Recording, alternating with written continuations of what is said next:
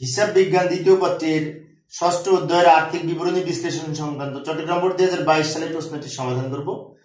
সমাধানের জন্য তোমাদের সাথে আছে আমি মোহাম্মদ সিরাজুল ইসলাম। চলো শুরু করা যাক। প্রথমে যে প্রশ্নটি উপস্থাপন করলাম, এখানে একটি প্রশ্ন দেওয়া আছে। প্রশ্নের আলোকে ক নম্বরে বলেছে ধারে বিক্রয় ও ধারে ক্রয় এর পরিমাণ নির্ণয় করো। তো এখানে মোট বিক্রয় 10 লাখ, নগদে 30%, তাহলে বাকি ধারে হচ্ছে 70%, মোট 100%। 100% এর মধ্যে নগদে যদি 30% হয়, বাকি 70% ধারে। এখানে ক্রয় 6 লাখের 20% যদি নগদে হয়, তাহলে বাকি 80% ধারে। যাই ক নম্বরে সমাধান করা। প্রথমে লিখি ধারে বিক্রয় সমান এই যে 10 লাখ ইন্টু 70%। কিভাবে 70%? 30% নগদে, তা বাকি 70% ধারে, হিসেব করে 7 লাখ টাকা হবে। এবার ধারে ক্রয় সমান এই 6 লাখ ইন্টু 20% নগদে, মানে কি 80% ধারে। 6 লাখের 80%, 4,80,000 টাকা। এইগুলো হচ্ছে আমাদের ধারে বিক্রয়, ধারে ক্রয়। ক নম্বরের উত্তর শেষ। সহজ কিন্তু, তাই না? তা আবার উদ্দীপকে ফিরে এলাম। খ নম্বরে বলছে চলতি অনুপাত, মোট লাভ অনুপাত, চলতি মূলধন ও চলতি মূলধন অনুপাত নির্ণয় করো। বাহ, অনেকগুলি আইটেম, 4টা বলেছে। ধাপে ধাপে করি আমরা, সমস্যা নেই। প্রথমে লিখবো চলতি অনুপাত। চলতি অনুপাতের সূত্র হচ্ছে উপরে চলতি সম্পদ, নিচে চলতি দেয়। উপরে চলতি সম্পদ, নিচে চলতি দেয়। আচ্ছা, চলতি সম্পদ আমাকে দেওয়া আছে, এই যে চলতি সম্পদ। আবার চলতি মূলধনটা আমরা বের করে নিতে পারি আগে। এগুলো লেখার আগে চলতি মূলধনটা বের করে নিই। চলতি মূলধনটা আমাদের লাগবে। চলতি সম্পদ মাইনাস চলতি দায়, চলতি মূলধন সমান 3 লাখ টাকা হচ্ছে। 3 লাখ মাইনাস এই যে চলতি সম্পদ 3 লাখ, চলতি দায় 1,20,000। 1,80,000 হচ্ছে চলতি মূলধন। চলতি মূলধনের পরিমাণ 1,80,000, মানে চলতি মূলধন নির্ণয় করতে বলেছিল। তো যাই হোক, এখন আমরা মান লিখি। চলতি অনুপাতের সূত্র চলতি সম্পদ বাই চলতি দায়। চলতি সম্পদ কত? 3 লাখ। চলতি দায় কত?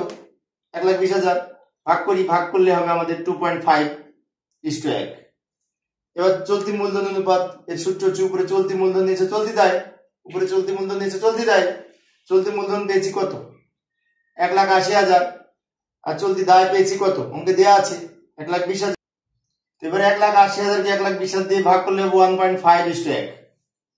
এই হচ্ছে চলতি মূলধন, এই হচ্ছে চলতি মূলধন অনুপাত। আর আরেকটা ছিল অবশ্য মোট মুনাফার অনুপাত। মোট মুনাফার অনুপাত একদম সহজ। উপরে মোট মুনাফা, নিচে বিক্রয়। তো মোট মুনাফা কত?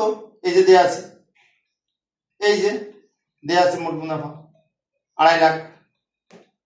আর বিক্রয়, এই যে এই মোট বিক্রয় যেটা, সেটাই বিক্রয়। এখানে অনেক শিক্ষার্থী কিন্তু ভুল করে নগদ বিক্রয়টা তো বিয়োগ করবে না। নগদ বিক্রয় নিট বিক্রয় নির্ণয় করার সময় বাদ যায় না। নিট বিক্রয় থেকে নির্ণয় করার সময় বাদ যাবে বিক্রয় ফেরত, বিক্রয় বার্তা, এগুলি সেগুলো তো নাই। এটাই আমাদের বিক্রয় হিসেবে গণ্য হবে। ইন্টু 100 সমান কত হবে? এটা কেটে দিয়ে ভাগ করে এটা দিয়ে গুণ করলে 25%। হচ্ছে মোট মুনাফার অনুপাত। গ নম্বরে আমাদের 4টা আইটেম করতে বলেছিল। মোট মুনাফার অনুপাত, চলতি অনুপাত, চলতি মূলধন অনুপাত, চলতি মূলধন নির্ণয় করতে বলেছিল। সবগুলো আমরা বের করে দেখাইলাম। এই নিচের গুলো কিন্তু উত্তর, উপরেটা কিন্তু উদ্দীপক। উপরেটা আবার আমরা উত্তর লিখবো না, নিচেরটা উত্তর, উপরেটা উদ্দীপক। আবার উদ্দীপকে ফিরে এলাম। গ নম্বরে বলেছে নিট মুনাফার অনুপাত আর বিনিয়োজিত মূলধনের আয় অনুপাত নির্ণয় করতে। তো নিট মুনাফার অনুপাতের সূত্র উপরে নিট মুনাফা, নিচে বিক্রয় গুণ 100।